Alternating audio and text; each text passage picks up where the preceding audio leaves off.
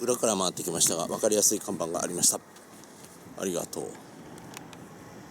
道路は徐行です。今ちょうど線稽古の後ろに来ましたけど、これ現役ですから三冠路線。こちらの建物は乗務員詰所、現役だと思います。掲示板もきちんと現役です。